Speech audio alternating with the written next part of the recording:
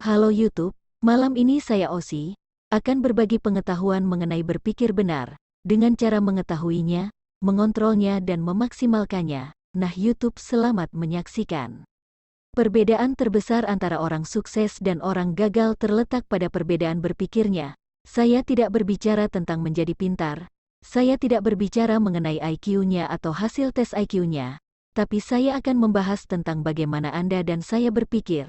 Ya bagaimana cara kita berpikir, ingat, orang sukses berpikir secara berbeda dari orang gagal, dan pemikiran kita yang bijaksana akan menuntun kita pada kehidupan yang benar dan baik, sedangkan pemikiran yang bodoh akan mengarah pada kehidupan yang salah. Jika kita menginginkan kehidupan yang selaras dengan kebaikan, kita harus mengisi pikiran kita dengan hal-hal yang benar.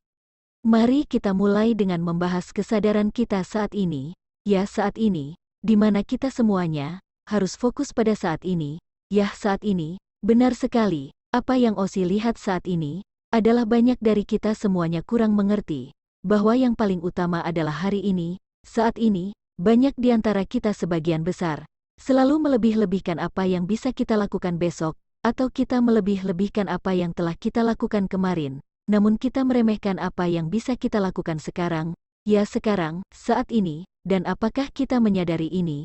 Sadarkah kita mengenai apa yang kita lakukan saat ini? Padahal satu-satunya momen yang kita miliki, yang Anda miliki, yang saya miliki adalah momen yang sama. Momen saat ini, hari ini, sekarang. Jadi satu-satunya pertanyaan besar untuk kita semua adalah, apa yang akan aku lakukan dengan saat ini?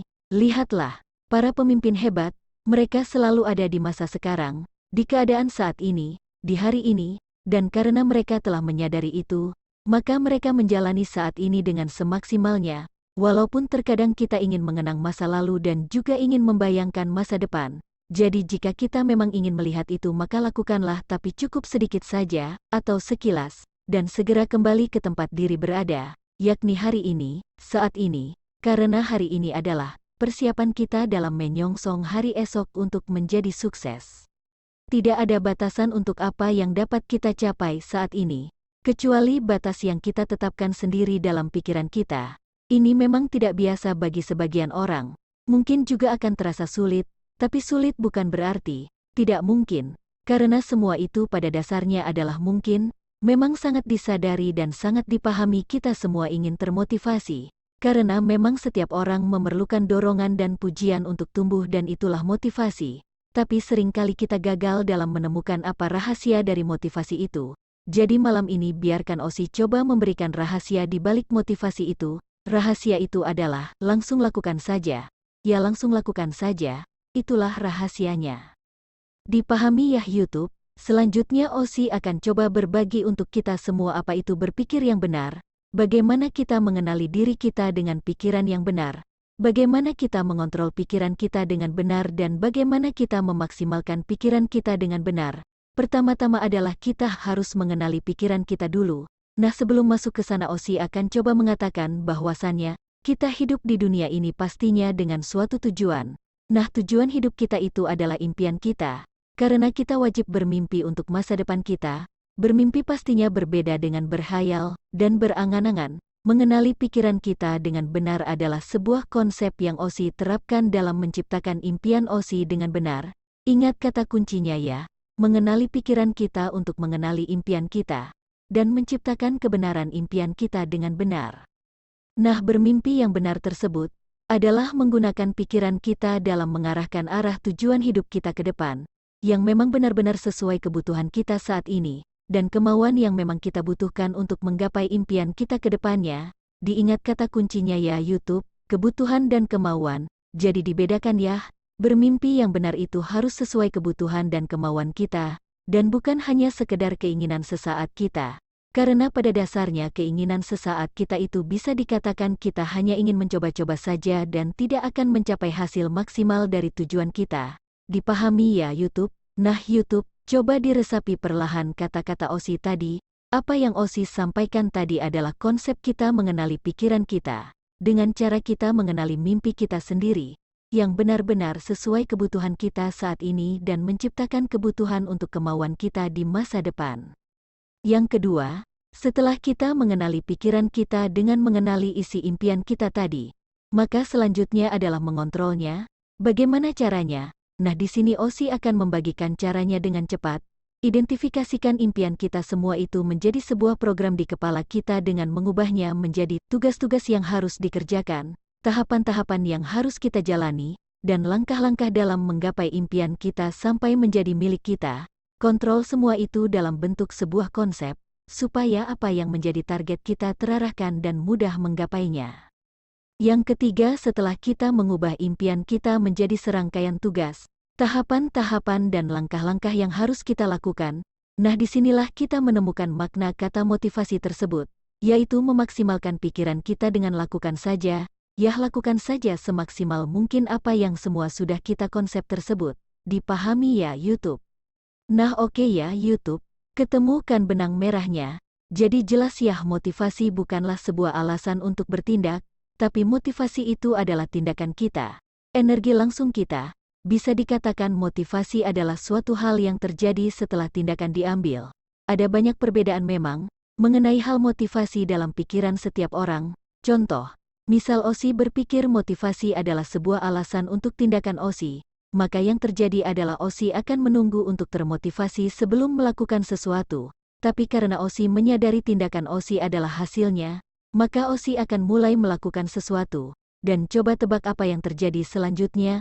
Motivasi itu akan datang dengan sendirinya memukul Osi dengan energinya. Dan tiba-tiba Osi merasa baik dan sangat baik.